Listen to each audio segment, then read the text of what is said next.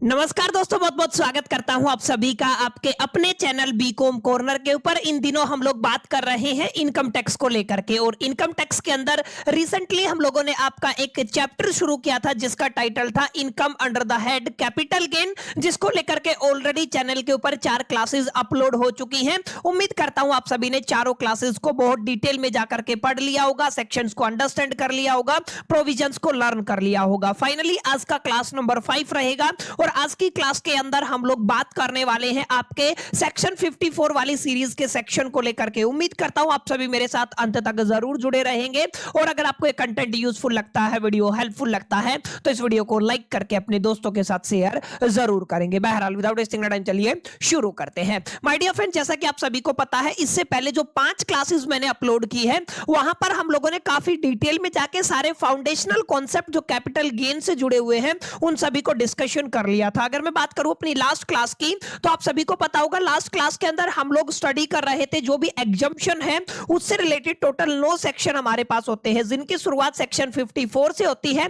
जहां पर last class के दरमियान मैंने आपको सेक्शन 54B और सेक्शन 54D को डिटेल में समझाया था। उम्मीद करता हूं आपको समझ में आ गया होगा सेक्शन 54 क्या होता है, 54B क्या होता है, 54D क्या होता है। इन तमाम चीजों को डिस्कशन करने के बाद आज की क्लास के अंदर हम फाइनली क्या पढ़ने वाले हैं। आज की क्लास के अंदर हम एक नए सेक्शन को शुरू करेंगे जिसका टाइटल रहेगा, जिसका सेक्शन नंबर रहेगा, यहां पे आप लोग देख सकते हैं।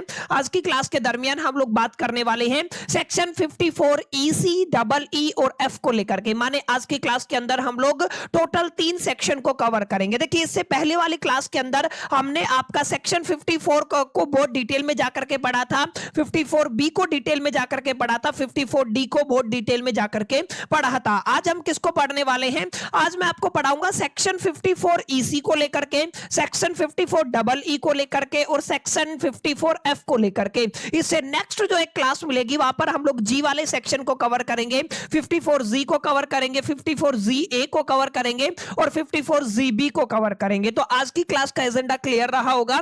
आज हम कहां से शुरू करने वाले हैं? 54 EC से शुरू करने वाले हैं। अगर आप लोग ध्यान देंगे तो देखिए, सबसे पहले हमें समझना यह होता है, जैसे कि इससे पहले हम लोगों ने जो अलग अलग सेक्शंस पढ़े हैं, आप सभी को याद होगा मैंने बताया था आपका कितना है। सबसे पहले हम लोगों ने सेक्शन 54 पढ़ा था। ये एक ऐसा सेक्शन था जहां पे हम लोगों ने देखा था एक व्यक्ति, एक एसएससी, एक इंडिविजुअल या एक हिंदू अनडिवाइडेड फैमिली का मेंबर, उसके पास एक रेजिडेंशियल हाउस था, उसने उसको ट्रांसफर किया, और उसकी जगह जो उसको कैपिटल गेन हुआ उसके अंदर से उसने क्या किया, एक और नए मकान को परचेज कर लिया। माने उसने सेल भी क्या किया था, उसका रेजिडेंशियल हाउस प्रॉपर्टी, और उसने परचेज भी क्या किया था, उसका रेजिडेंशियल हाउस प्रॉपर्टी। उस केस में जो उसको एग्जम्पशन देखने को मिलता था वो किसके अकॉर्डिंग था? सेक्शन 54 के अकॉर्डिंग था। इसके बाद हम लोगों ने बात की, हमारा एक नया सेक्शन आया, that is the section 54B। यहां पर हम लोगों ने एग्रीकल्चरल लैंड को लेकर के डिस्कशन किया था। इसके बाद अगर आपको याद हो तो हमने कहा था सेक्शन 54D, मैंने बताया था ये सबसे इंपॉर्टेंट सेक्शन रहने वाला है।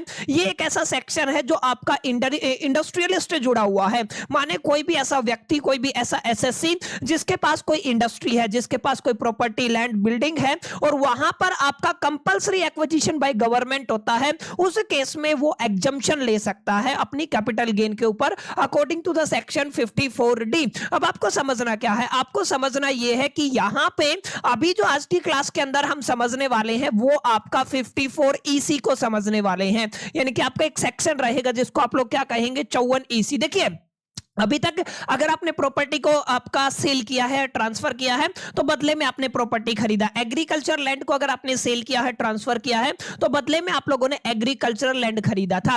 अगर आप लोग ध्यान देंगे तो अगर आपने बिल्डिंग वाला केस लिया था, यानी कि 54D वाला लिया था, तो वहां पे तो कंपलसरी एक्विजिशन बाय गवर्नमेंट था। तो हमारी इच्छा, हमारी विल तो थी नहीं कि हम अपनी प्रॉपर्टी को ट्रांसफर करें या नहीं करें। लेकिन जब भी आप लोग सेक्शन 54 EC की बात करते हैं, सेक्शन 54 EC की बात करते हैं, तो यहां पे ध्यान रखना आपको एग्जम्पशन किसका मिलेगा? आपको एग्जम्पशन मिलेगा उस कैपिटल गेन के ऊपर जो आपको क्या किया, कहां से मिला है? Investment in the specified bond. ध्यान रखिएगा, यहां पे ये नहीं कहा गया कि आपको घर बेचना है या जमीन बेचना है। कोई भी एसेट आपके पास है और उसने उस एसेट को अगर आपने ट्रांसफर किया, जिसके ट्रांसफर की वजह से, जिसके सेल की वजह से आपको कैपिटल गेन हुआ, और उस कैपिटल गेन की जो अमाउंट है उसको अगर आप लोग कुछ स्पेसिफाइड बॉन्ड बॉन्ड के अंदर अगर आप लोग इन्वेस्ट कर देते हैं तो उस केस में माय डियर फ्रेंड्स आपको एग्जम्पशन देखने को मिलता है अंडर द सेक्शन 54 EC। समझ में आई मेरी बात? क्या फर्क है सब? अभी तक आपके पास कोई प्रॉपर्टी था, हाउस प्रॉपर्टी था, आपने हाउस प्रॉपर्टी को बेस करके और आपने स्पेसिफाई बॉन्ड के अंदर इन्वेस्टमेंट कर दिया जो कैपिटल गेन हुआ है, या फिर आपके पास कोई जमीन का टुकड़ा था, आपने उसको सेल किया, ट्रांसफर किया, आपको कैपिटल गेन हुआ, कैपिटल गेन से जो पैसा आया था उसको आपने कहां पे कर दिया? स्पेसिफाइड बॉन्ड के अंदर आपने इन्वेस्ट कर दिया। स्पेसिफाइड जो बॉन्ड है इसको सेंट्रल गवर्नमेंट से आपका डिसाइड करती है। आगे मैं बताऊंगा यहां पे क्या क्या स्पेसिफाइड बॉन्ड का मतलब होता है। तो यहां पे हम लोग स्पेसिफिकली 3 ही चीजों के बारे में डिस्कशन करेंगे, लेकिन आपको क्लैरिटी होना चाहिए कि एग्जैक्टली कब आपका 54 लगेगा, कब 54B लगेगा, कब 54D लगेगा और कब आपका 54 EC लगेगा। ठीक है, तो आज का पहला सेक्शन हमारा क्या रहेगा? सेक्शन 54 EC जो हमें एग्जम्पशन देता है on the capital gain on investment in the specified bond specified by the central government. अब यहां पे ध्यान से समझिएगा, काफी अहम मुद्दा है। देखिए क्या लिखा हुआ है, यहां पे लिखा हुआ है section 54 EC provides the exemption. हमें क्या प्रोवाइड करता है? एग्जम्पशन प्रोवाइड करता है। कहां से? अगर आपने कोई भी लॉन्ग टर्म कैपिटल गेन किया है। ये काफी अहम बात है, हालांकि आप लोग समझ भी गए होंगे हम लोग किसकी बात करते हैं, लॉन्ग टर्म कैपिटल गेन की ही बात करते हैं। तो यहां पे किसकी बात हो रही है? लॉन्ग टर्म कैपिटल गेन की बात हो रही है। ठीक है, तो आपने क्या किया है? कैपिटल गेन किया है, लॉन्ग टर्म कैपिटल गेन किया है arising from the transfer of the long term capital asset. अब आपने क्या किया है? कोई भी लॉन्ग टर्म कैपिटल एसेट को सेल कर दिया है, ट्रांसफर कर दिया है। उसके अंदर आपका लैंड भी इंक्लूड है, उसके अंदर आपका बिल्डिंग भी इंक्लूड है, या दोनों हो सकते हैं। इफ एसएससी इन्वेस्ट, एसएससी क्या करता है? इन्वेस्ट करता है द कैपिटल गेन, यानी कि जो इसको कैपिटल गेन हुआ है in the specified bonds with in A prescribed time. जो प्रिस्क्राइब्ड टाइम है उसके दरमियान अगर एसएससी जो कैपिटल गेन हुआ है अपनी प्रॉपर्टी को सेल करने के बाद, या जो लॉन्ग टर्म कैपिटल गेन हुआ है उसको प्रिस्क्राइब्ड टाइम के अंदर अगर आपका एसएससी कैपिटल गेन को किस में इन्वेस्ट कर देता है? स्पेसिफाइड बॉन्ड के अंदर इन्वेस्ट कर देता है, तो वो बहुत इजीली एग्जम्पशन ले सकता है अंडर द सेक्शन 54 EC। बस ये सिंपल सी बात आपको समझना है। वहां पे अगर आपने रेजिडेंशियल हाउस प्रॉपर्टी बेचा था, सेल किया था, ट्रांसफर किया था, तो वहां पे हमें रेजिडेंशियल प्रॉपर्टी ही खरीदना था। वो इन्वेस्टमेंट रेजिडेंशियल प्रॉपर्टी के अंदर ही था। अगर आप लोग 54B की बात करते हैं तो एग्रीकल्चर लैंड का आपने अगर ट्रांसफर किया है तो बदले में आपको एग्रीकल्चर लैंड ही खरीदना था। लेकिन यहां पे क्या किया है? आपने आपका long term capital asset gain किया है, उसको आपने इन्वेस्ट कर दिया है किसके अंदर? स्पेसिफाइड बॉन्ड के अंदर, जो सेंट्रल गवर्नमेंट डिसाइड करता है। अगर आप लोग ऐसा करते हैं उस केस में आपको 54 EC का एग्जम्पशन देखने को मिलता है। इसका ऑब्जेक्टिव सिर्फ एक ही है, encourage the investment in the government specified infrastructure bond. ध्यान रखिएगा, ये कहां पे इन्वेस्टमेंट होगी? गवर्नमेंट के द्वारा जो स्पेसिफाइड इंफ्रास्ट्रक्चर बॉन्ड्स हैं उनके अंदर ये इन्वेस्टमेंट होती है। जैसे गवर्नमेंट क्या करती है, मान लीजिए गवर्नमेंट को कोई नेशनल हाईवे बनाना है तो उसके पास 2 ऑप्शन होते हैं, या तो वो डायरेक्टली किसी अनदर कंट्री से जैसे पैसा उठा ले, लोन ले ले, तो वहां पे उसको इंटरेस्ट पे करना पड़ता है। दूसरा तरीका ये है कि गवर्नमेंट डायरेक्टली बोल देती है अगर आप लोग कैपिटल गेन के इंटरेस्ट से बचना चाहते हैं और आप लोग यहां पे स्पेसिफिकली अगर आपका कैपिटल गेन हुआ तो यहां पे आप लोग पैसा डालिए स्पेसिफाइड बॉन्ड के अंदर, तो आप लोगों का इंटरेस्ट है वो हम लोग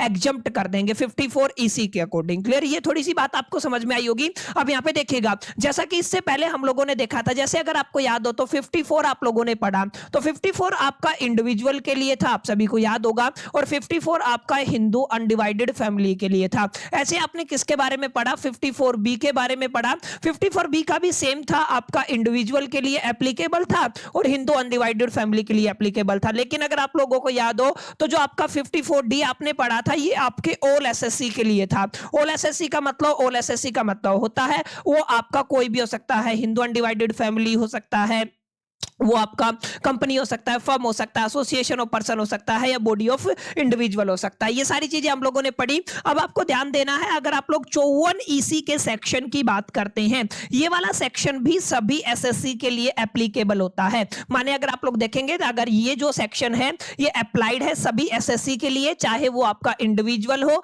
चाहे हिंदू अनडिवाइडेड फैमिली हो, चाहे वो आपका फर्म हो, चाहे कंपनी हो, चाहे एसोसिएशन ऑफ पर्सन हो, चाहे बॉडी ऑफ इंडिविजुअल हो, एटसेट्रा। तमाम जितने भी एसएससी हैं वो 54EC के जो एग्जम्पशन है उसको क्लेम कर सकते हैं अगर वो कंडीशंस को सेटिस्फाई करते हैं। एसेट क्या ट्रांसफर होगा, इसकी कंडीशन क्या है, ऑब्वियस सी बात है, आपका लैंड हो सकता है, आपका बिल्डिंग हो सकता है, या दोनों चीजें हो सकती हैं। Held for a long term, यानी कि सिंपल सी बात है, आपको क्या होना चाहिए, आपको लॉन्ग टर्म कैपिटल गेन होना चाहिए, यानी कि शॉर्ट टर्म कैपिटल गेन के अंदर आप लोग 54EC का बेनिफिट नहीं ले सकते हैं। आप लोग अगर 54EC का बेनिफिट लेना चाहते हैं तो आपका जो कैपिटल गेन हुआ है वो लॉन्ग टर्म कैपिटल गेन होना चाहिए। Capital gain type only long term capital gain is eligible, मैंने बताया ना, यहां पे क्या होगा, लॉन्ग टर्म कैपिटल गेन ही क्या होगा, एलिजिबल होगा। क्लियर? तो बहुत बेसिक सी बात थी, आपको समझ में आ गई होगी। जो सेक्शन 54EC है वो किसके बारे में बताता, अब यहां पे समझिएगा, ये काफी इंपॉर्टेंट स्लाइड होती है हर एक सेक्शन के लिए, जहां पे मैं कंडीशंस को एक्सप्लेन करता हूं। सबसे पहली कंडीशन क्या है,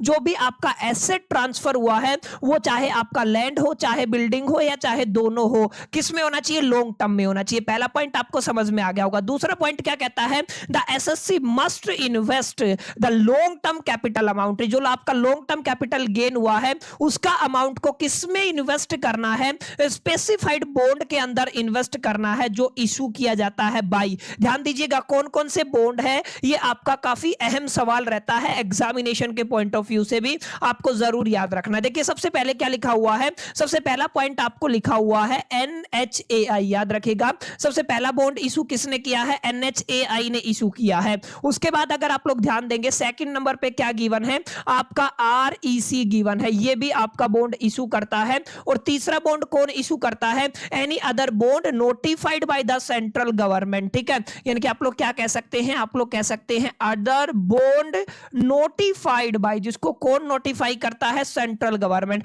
तो आप लोग क्या कहेंगे, notified by central government. Clear है, आप लोग क्या कहेंगे, सेंट्रल गवर्नमेंट जिसको नोटिफाई करता है। तो ये जो तीनों चीजें हैं ये मिलकर के जो भी बॉन्ड इशू करती हैं ये क्या करेंगी, ये आपका बॉन्ड इशू करेंगे। क्लियर, आपको याद रखना है यहाँ पे क्या इशू होगा, बॉन्ड्स इशू होंगे। अगर आप इन बॉन्ड्स के अंदर अपने पैसे को इन्वेस्ट करते हैं ना तो आप किसका बेनिफिट ले सकते हैं, 54EC का बेनिफिट ले सकते हैं। काफी बच्चों को दिमाग में आ रहा होगा सन NHAI का मतलब क्या होता है, NHAI का मतलब होता है national highway authority of the India, इसकी फुल फॉर्म होती है, जो हाईवे बनाने वाली अथॉरिटी होती है तो national highway authority of India.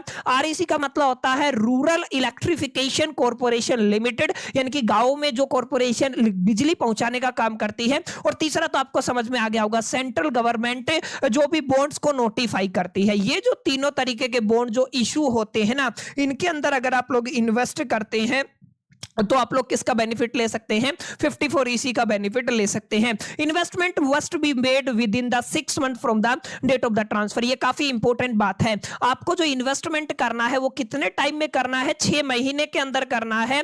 6 महीना कहां से लगाना है, आपका date of transfer of the property, माने आपने 1/4/2020 को प्रॉपर्टी ट्रांसफर किया है तो इससे 6 महीने बाद, माने आप लोग 4 और 6 10, यानी कि 1/10/2020 तक का आपके पास टाइम होता है, 6 महीने का टाइम है। 6 महीने के अंदर आपने जो आपका कैपिटल गेन हुआ है अगर उसको इन्वेस्ट कर दिया है इन स्पेसिफाइड बॉन्ड के अंदर तो डेफिनेटली आप लोग एग्जम्पशन क्लेम कर सकते हैं अंडर द सेक्शन 54EC। अगर इससे ज्यादा टाइम पीरियड होता है तो आपको थोड़ा ध्यान रखना है, आपको कैपिटल गेन के ऊपर इंटरेस्ट देना पड़ेगा, सॉरी टैक्स देना पड़ेगा। एक इंपॉर्टेंट बात और है, ये जो इन्वेस्टमेंट होती है ना एक स्पेसिफाइड टाइम पीरियड के लिए होती है जिसको आप लोग लॉकिंग टाइम पीरियड कहते हैं। और यहां पे जो लॉक टाइम पीरियड रखा गया है ना वो 5 साल के लिए रखा गया है। पहले ये 3 साल का होता था, अभी कितना कर दिया गया है, आपका 5 साल का कर दिया है। तो याद रखिएगा इसको क्या बोलते हैं, लॉक इन पीरियड बोलते हैं। लॉक इन पीरियड का मतलब जितने पैसे तक आप लोगों को अपने पैसे को वहां पे इन्वेस्ट करके रखना है, निकाल सकते हैं लेकिन यहाँ पे कहीं ना कहीं वो इंटरेस्ट वाला लोचा होता है, जैसे आप लोग FD में इंटरेस्ट लेते हैं, यहाँ पे गवर्नमेंट आपको इंटरेस्ट देती है। फॉर द बॉन्ड कितने साल के लिए है, 5 साल के लिए। पहले टाइम पीरियड कितने का होता था, 3 साल का, जिसको अमेंडमेंट करके अभी कितना बढ़ा दिया गया है, 5 साल बढ़ा दिया गया है। एक बात और याद रखिएगा, यहाँ पे एक मैक्सिमम लिमिट है, इन बॉन्ड्स के अंदर आप लोग मैक्सिमम 50 लाख तक ही इन्वेस्ट कर सकते हैं, इस बात का भी आपको ख्याल रखना है। माने ये मैक्सिमम लिमिट है, अप टू 50 लाख आप लोग क्या कर सकते हैं, यहां पे डाल सकते हैं, इससे ज्यादा आप लोग यहां पे नहीं डाल सकते, थोड़ा ध्यान रखना है, ठीक है। तो सारी बातें आपको क्लियर रही होंगी, सारी की सारी बातें आपको एक क्लैरिटी मिलना चाहिए। मैक्सिमम इन्वेस्टमेंट एलिजिबिलिटी कितनी है, 50 लाख की है 1 साल के दरमियान। याद रखिएगा ये क्या है, पर ईयर है, ठीक है, एक फाइनेंशियल ईयर की बात हो रही है। क्लियर? तो आपको थोड़ा ध्यान में रखना है क्या क्या कंडीशन है। अगर ये कंडीशन सेटिस्फाई करती है then the all assessees are eligible to claim the exemption under the section 54 EC. बहुत बुनियादी बात है, ठीक है। तो यहां तक अभी हमने क्या पढ़ा? हमने पढ़ा कि सर हमारा एक नया सेक्शन है, क्या है? That is the 54 EC. यहां पे क्या फर्क है? इससे पहले वाले में हमने देखा जैसे 54 आपका जो है वो रेजिडेंशियल हाउस से जुड़ा हुआ है, अगर आपको याद हो तो ये किससे जुड़ा हुआ है? रेजिडेंशियल हाउस प्रॉपर्टी से जुड़ा हुआ है। 54 भी किससे जुड़ा हुआ है? एग्रीकल्चरल लैंड से जुड़ा हुआ है। और ये कहां की बात की थी मैंने आपके अर्बन एरिया की बात की थी, अगर आपको याद हो तो, ठीक है। तो ये यहां पे कंडीशन थी, अगर आप रेजिडेंशियल हाउस को सेल करते हैं तो उसी में इन्वेस्ट करना पड़ेगा। एग्रीकल्चर लैंड के अंदर आपको एग्रीकल्चर लैंड के अंदर ही इन्वेस्ट करना पड़ेगा। अगर आपने कोई भी लैंड एंड बिल्डिंग, आपका कोई भी लैंड है या फिर कोई भी आपका बिल्डिंग है और उसका compulsory acquisition by the government होता है, तो आपको दोबारा से लैंड एंड बिल्डिंग के अंदर ही इन्वेस्ट करना पड़ेगा। लेकिन 54 ईसी क्या कहता है? अगर आपको कभी भी कैपिटल गेन हुआ है और उस कैपिटल गेन को जो गवर्नमेंट बताती है उसके अंदर जो स्पेसिफाइड बॉन्ड है, क्या है आपके स्पेसिफाइड बॉन्ड, अगर आप उनके अंदर इन्वेस्ट करते हैं तो आपको यहां पे एग्जम्पशन मिलेगा। स्पेसिफाइड बॉन्ड के अंदर आपने national highway authority of India का एग्जांपल लिया, यहां पे बॉन्ड्स इशू होते हैं। दूसरा आपने आरईसी का एग्जांपल लिया। तीसरा आपने कहा सेंट्रल गवर्नमेंट कुछ बॉन्ड्स को स्पेसिफाई करती है, यहां से जो बॉन्ड बनते हैं निकलते हैं स्पेसिफाइड होते हैं, वह उनको स्पेसिफाइड बॉन्ड बोलते हैं। वहां पे अगर आप लोग इन्वेस्टमेंट डालते हैं अपने कैपिटल गेन की, तो वहां और एक इंपॉर्टेंट बात, यहां पे एक लॉकिंग टाइम पीरियड कितना रखा गया? 5 साल का। जो अबाउंडमेंट था पहले कितना था? 3 साल का। क्लियर? ये सारी बातें आपको एक क्लियरिटी हुई होगी कि एग्जैक्टली ये 54 ईसी कब लगेगा। अब कितना अमाउंट एग्जम्प्ट होगा? जैसा कि मैंने आपको बताया कि अगर आप लोग 54 ईसी अगर आप लोग एग्जम्प्ट देखेंगे, ध्यान रखिएगा, आपका एग्जम्पशन अगर आप लोग लेना चाहते हैं अंडर द सेक्शन 54 ईसी, याद रखिएगा मेरी बात, किसकी बात हो रही है? Under the section 54 EC. तो यहां पे मैक्सिमम लिमिट रखा गया है। मैक्सिमम कितना बेनिफिट आप लोगों को हो सकता है?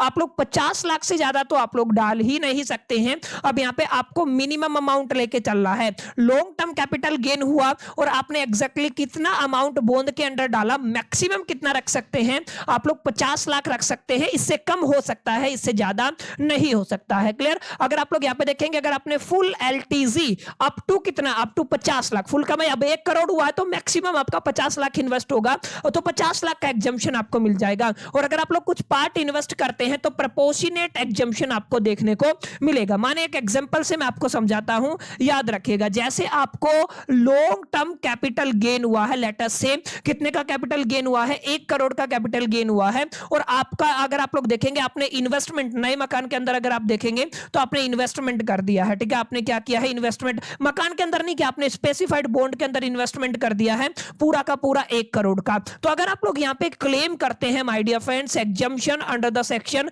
54 ईसी, तो ये कहता है कि आपको 1 करोड़ पे बेनिफिट नहीं मिलेगा, आपको मिलेगा मैक्सिमम 50 लाख पे। आपने डाला उसमें कोई दिक्कत नहीं है, लेकिन अगर आप 1 करोड़ में से 50 लाख डालेंगे तो 50 लाख के ऊपर तो आपको जो आपका कैपिटल गेन टैक्स देना ही पड़ेगा। याद रखिएगा, जैसे 20% देना है तो आपको जैसे 20% देना ही पड़ेगा। एक एग्जांपल ले रहा हूं 20%, ठीक है। आगे बताऊंगा कितना कैपिटल गेन का एग्जैक्टली परसेंटेज डिसाइड है। क्लियर? तो आपको समझ में आया कि नहीं? तो मैक्सिमम 50 लाख तक डाल सकते हैं, उससे ज्यादा डालेंगे तो एग्जम्पशन उससे ज्यादा नहीं मिलेगा। डालने का चॉइस आपका है, ठीक है। तो मैक्सिमम लिमिट आपको समझ में आया कि नहीं? क्लियर हुआ? आपको उम्मीद करता हूं 50 लाख तक का इन्वेस्टमेंट आप लोग डाल सकते हैं। क्लियर? अगर आप लोग एक एग्जांपल लेंगे तो क्या कहेंगे? लॉन्ग टर्म कैपिटल गेन मेरे को कितने का हुआ है?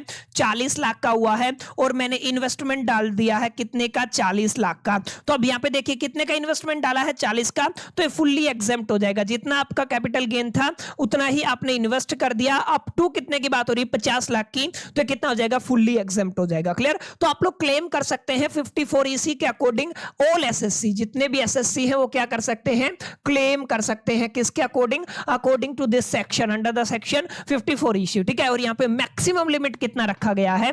आपका 50 लाख रखा गया है। इस बात को आपको अपने ख्याल में, जहन में, दिमाग में रखना है। एक इंपॉर्टेंट बात और आपको बताता चलता हूं, विड्रॉवल का कहानी क्या है? विड्रॉवल मतलब जो आपको एग्जम्पशन दिया जाता है अंडर द सेक्शन 54 ईसी, ये विड्रॉ भी हो सकता है। अगर आप अपने बॉन्ड को ट्रांसफर कर देते हैं या फिर कन्वर्ट कर देते हैं into the money with in the 5 year. Locking time period की बात हो रही थी ना, लॉकिंग टाइम पीरियड की बात हुई थी, कितना टाइम पीरियड था? 5 साल। 5 साल तक आपका लॉक हो गया है। अगर आप लोग करते हैं, करना चाहते हैं तो कर सकते हैं, अपने पैसे को या तो ट्रांसफर करवा सकते हैं, कन्वर्ट इनटू द मनी करवा सकते हैं, लेकिन फिर आपको वही कैपिटल गेन टैक्स देना पड़ेगा। ठीक है, ये आपको थोड़ा ध्यान में देना, एग्जम्पशन हट जाएगा। क्लियर? ये आपको समझ में आई कि नहीं? क्लियर हुआ ये बात? If the bond are placed as a loan security also treated as a transfer, वो एक आपका इंपॉर्टेंट बात। अगर आप बॉन्ड को प्लेस करते हैं एज ए लोन सिक्योरिटी तो उसको किसकी तरह ट्रीट किया जाएगा? ट्रांसफर की तरह ही ट्रीट किया जाएगा। ये भी बात नोट करने वाली है, कई बार आपके न्यूमेरिकल के अंदर ऐसे पॉइंट ऐड ऑन हो जाते हैं। ठीक है, तो आई होप कि आपको क्लैरिटी मिला होगा। सबसे पहला जो सेक्शन मैंने पढ़ाया आपको बच्चों,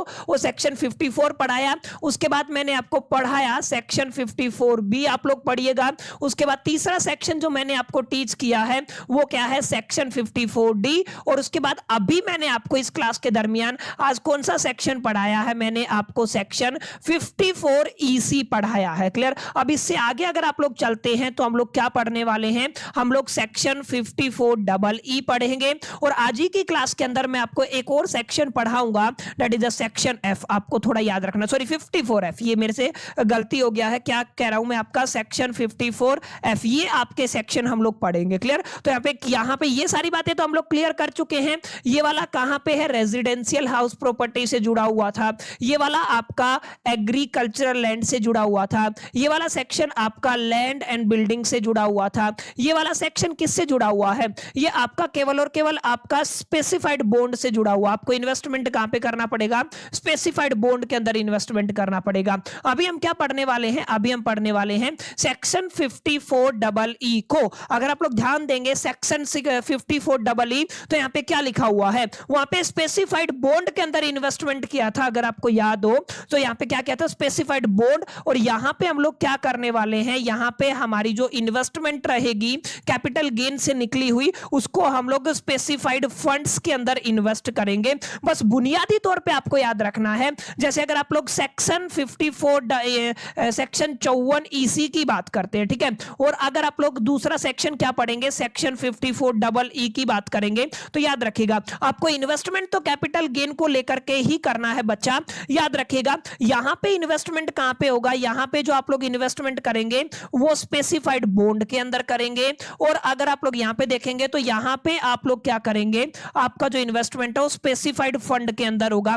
बस बुनियादी तौर पे फर्क क्या है? टाइम पीरियड का, लॉकिंग टाइम पीरियड का है। याद रखिएगा लॉकिंग टाइम पीरियड का क्या है सर? 54 ईसी के अंदर आपको कितने टाइम के लिए लॉक करना पड़ेगा अपने बॉन्ड्स को? 5 साल के लिए। वहीं 54 डबल ई के अंदर जो टाइम पीरियड है इसको घटा करके, कम करके, रिड्यूस करके कितना रखा गया है? 3 साल रखा गया है। ठीक है, बाकी एग्जम्पशन यहां पे भी मिलता है, एग्जम्पशन यहां पे भी मिलता है, यहां पे भी सेम एग्जम्पशन आपको देखने को मिलेगा, यहां पे भी, बस टाइम बदल गया है। तो कोई भी एसएससी अगर आपका इन्वेस्टमेंट डालना चाहता है फॉर द 3 इयर्स तो आपका वो यहां पे इन्वेस्ट करेगा फंड के अंदर। और 5 साल के लिए अगर आप लोग रुक सकते हैं तो डेफिनेटली आप लोग 54 ईसी के अंदर इन्वेस्ट कर सकते हैं। अब इसको पढ़िएगा, अगर आप लोग सेक्शन 54 डबल ई की बात करते हैं तो यहां पे आपको एग्जम्पशन देखने को मिलेगा, जो कहां से होएगा? कैपिटल गेन के ऊपर होएगा, by the investment in the units of the specified fund. ये आपको थोड़ा ध्यान में रखना। वहां पे बॉन्ड था, यहां पे क्या आ गया? स्पेसिफाइड फंड आ गया। ध्यान से देखिए,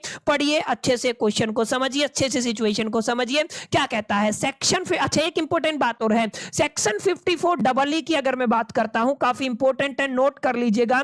सेक्शन 54 डबल ई की अगर मैं बात करूं, ये वाला सेक्शन इंट्रोड्यूस हुआ था इनटू द फाइनेंस एक्ट। याद रखिएगा आपका जो फाइनेंस एक्ट है 2016 के अंदर ये वाला जो एक्ट है ये इंट्रोड्यूस हुआ था, उससे पहले नहीं था। ये जो आपका एक्ट है, सॉरी सेक्शन, सॉरी मेरे से मिस्टेक हो गया, एक्ट नहीं, ये जो आपका सेक्शन है ये इंट्रोड्यूस हुआ था by the finance in the finance act 2016। याद रखना 2016 से पहले इसकी एग्जिस्टेंस नहीं होती थी। It's provide the exemption. ये क्या आपको प्रोवाइड करता है? एग्जम्पशन प्रोवाइड करता है in the long term capital gain. जो आपको लॉन्ग टर्म कैपिटल गेन हुआ है उसके अंदर ये ध्यान रखना, आपको क्या करना है? लॉन्ग टर्म कैपिटल गेन के अंदर जो इन्वेस्टमेंट हुआ है, if the assessee invest the capital gain into the units of the specified fund notified by the central government, इसके ऊपर हम लोग बात कर चुके हैं। वहां पे बॉन्ड्स की बात थी, उसको भी आप लोगों ने 3 कैटेगरी में, यहां पे आपका सिंगल एक कैटेगरी है आपका जो सेंट्रल गवर्नमेंट है। याद रखिएगा क्या है आपका?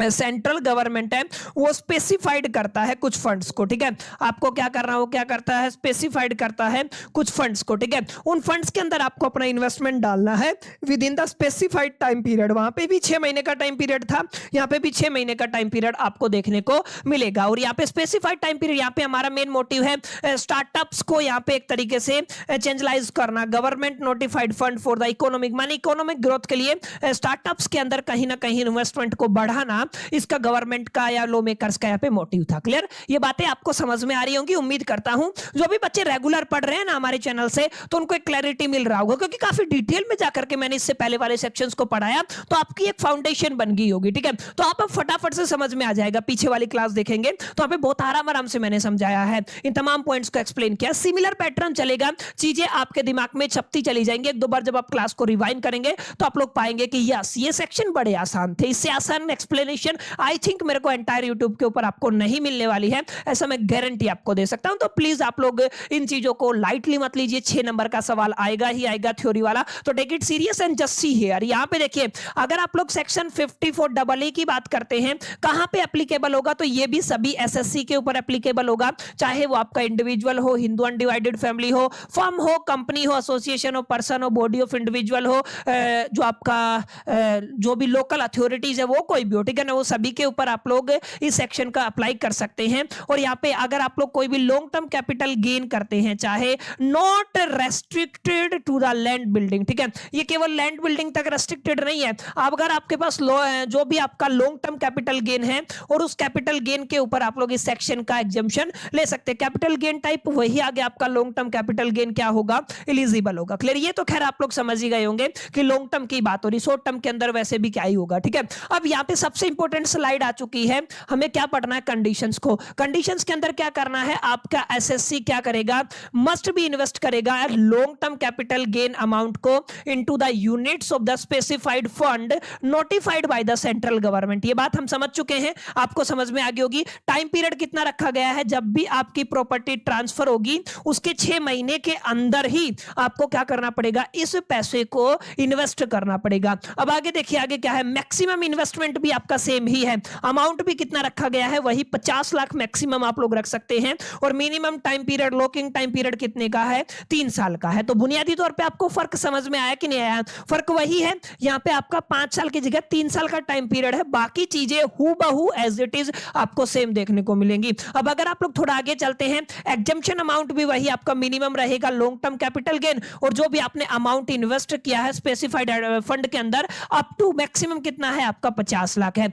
अगर आप लोग पूरा का पूरा 50 लाख इन्वेस्ट करते हैं तो 50 लाख पे एग्जम्पशन मिल जाएगा। अगर आप लोग कोई पार्ट इन्वेस्ट करते हैं तो उस हिसाब से प्रोपोर्शनेट एग्जम्पशन आपको देखने को मिलेगा, ठीक है। तो बुनियादी तौर पे अगर आपसे पूछा जाए कि सर आपका एक तो आपका सेक्शन 54EC है और दूसरा क्या है आपका, दूसरा सेक्शन है आपका सेक्शन 54EE है, तो इनको एक्सप्लेन कीजिए क्या फर्क है इन दोनों के बीच में, बताइए हमें कैसे पता चलेगा हमें कौन से के अंदर इन्वेस्ट करना है। तो आप लोग बिल्कुल ठोक के बोल सकते हैं सर बहुत आसान है इनके बीच में डिफरेंस करना।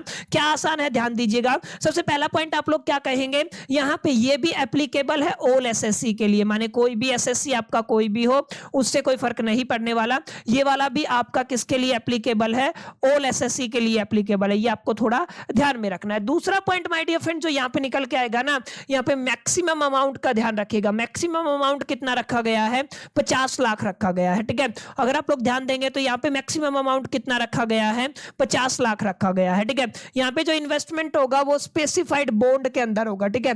क्या होगा आपका, स्पेसिफाइड बॉन्ड के अंदर होगा। वो बॉन्ड कौन इशू करता है, आपका national highway authority of India issue कर सकता है, वो आपका आरईसी इशू कर सकता है, या सेंट्रल गवर्नमेंट इशू कर सकता है। अगर आप लोग यहाँ पे देखेंगे तो यहाँ पे आपको स्पेसिफाइड फंड के अंदर आप लोग क्या कहेंगे, आप लोग कहेंगे स्पेसिफाइड फंड के अंदर इन्वेस्ट करना है जिनको सेंट्रल गवर्नमेंट इशू करता है। यहाँ पे जो लॉकिंग टाइम पीरियड कितना रखा गया है, 5 साल का रखा गया है, और यहाँ पे लॉकिंग टाइम पीरियड कितने साल का रखा गया है, 3 साल का रखा गया है। तो बुनियादी तौर पे यही फर्क है, यहाँ पे आपका टाइम पीरियड 5 साल है और यहाँ पे टाइम पीरियड 3 साल है, बाकी चीजें क्या रहने वाली है, सेम रहने वाली है। क्लियर, तो आपको थोड़ा सा समझना है चीजें, अगर आप लोग समझ पाए तो इजीली टैकल कर पाएंगे, ठीक है।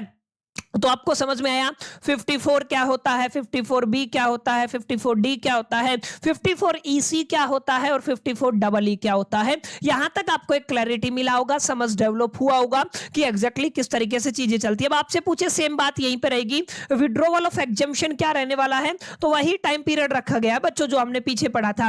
अगर एसएससी आपका रिडीम कर लेता है या विड्रॉ कर लेता है या सेल कर देता है units of the specified fund को विद इन द 3 ईयर, कितने की बात हो रही है, 3 साल के अंदर, तो earlier exempted capital gain will become the taxable in that year. तो आपका जो अर्लियर वाला जो एग्जम्पशन है कैपिटल गेन का वो इस साल क्या हो जाएगा, टैक्सेबल हो जाएगा। क्लियर? तो बहुत बेसिक बात थी, आपको समझ में आई होगी, क्लैरिटी मिला होगा कि कब आपको ईसी लगाना है, 54 ईसी लगाना है, कब आपको आपका 54 EE लगाना है। फर्क अगर आप लोग कर पाए तो इजीली आप लोग तमाम न्यूमेरिकल्स को बना पाएंगे। लिमिट दोनों के अंदर 50 लाख है, एक के अंदर लॉकिंग टाइम पीरियड 5 साल, एक के अंदर 3 साल है, और विद इन द 6 मंथ दोनों के अंदर ही आपको इन्वेस्टमेंट करना पड़ता है, जिस डेट को आपको कैपिटल गेन हुआ है, जिस डेट को आपका प्रॉपर्टी ट्रांसफर हुआ है। क्लियर? तो ये बहुत बुनियादी बातें थी, ये आपको समझ में आया होगा। अब आगे अगर आप लोग चलते हैं तो आपका अगला सेक्शन कौन सा आएगा, 54F। देखिए कैसे चले, मैं दोबारा से बार बार क्यों लिख रहा हूं, ताकि आप लोग मेरे साथ रिवाइंड कर पाए, याद हो जाए आपको। ठीक है,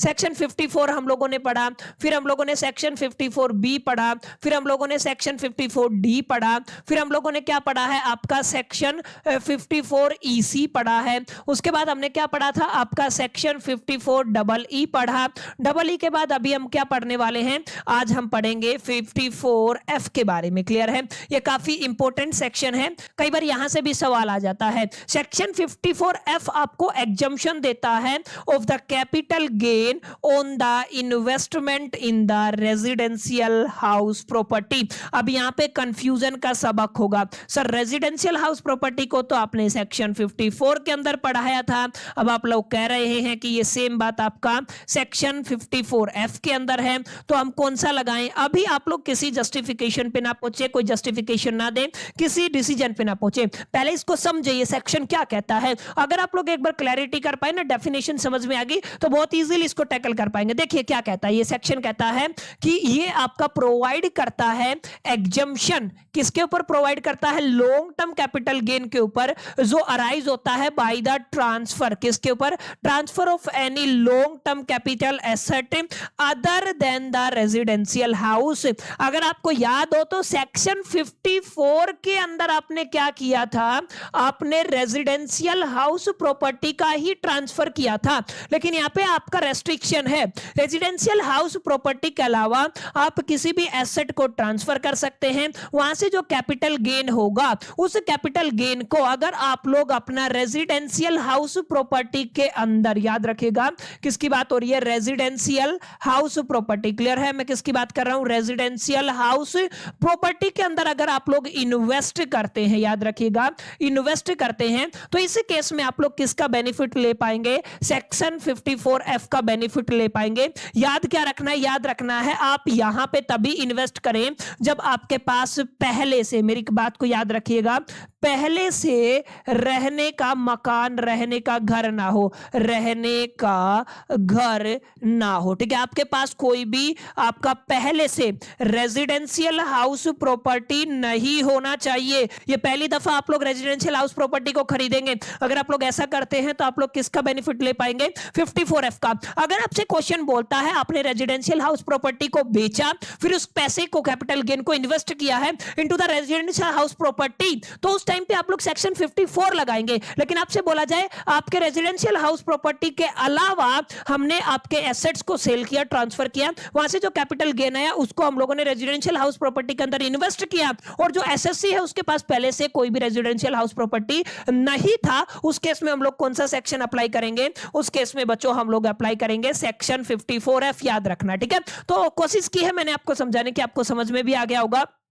ध्यान से देखिएगा, if the net cell consideration, net cell NSC, net cell consideration is invested into the residential house property with in the prescribed time, prescribed time के अंदर अगर आप रेजिडेंशियल हाउस प्रॉपर्टी के अंदर उस पैसे को इन्वेस्ट करते हैं तो वो क्या आपको किसका एग्जम्पशन मिलेगा, अंडर द सेक्शन 54F। ठीक है, ये आपको थोड़ा ध्यान में रखना है। To promote the investment in the housing by the individuals and the Hindu undivided family, आपको थोड़ा ध्यान रखना है, इंडिविजुअल और हिंदू अनडिवाइडेड फैमिली के द्वारा इन्वेस्टमेंट कहां पे, प्रमोट करना है हाउसिंग के अंदर, सिंपल सा मुद्दा है, ठीक है।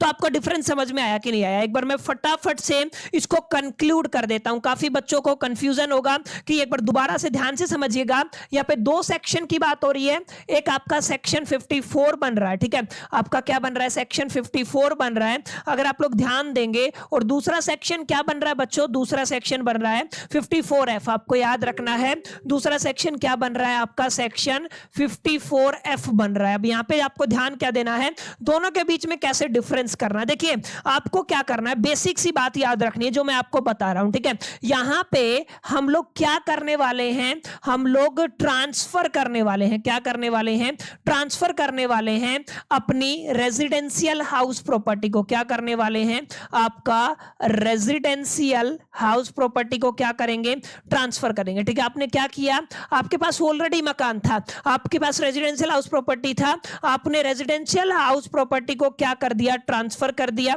ठीक है ना। उस ट्रांसफर के बाद आपको क्या हुआ, आपको एक लॉन्ग टर्म कैपिटल गेन हुआ, याद रखिएगा क्या हुआ, लॉन्ग टर्म कैपिटल गेन हुआ। आपने जो आपका लॉन्ग टर्म कैपिटल गेन है उसको इन्वेस्ट किया है, या तो आप क्या कह सकते हैं, री इन्वेस्ट किया है, ठीक है। तो आपको याद रखना है आपने क्या किया है, इन्वेस्ट किया है या री इन्वेस्ट किया है।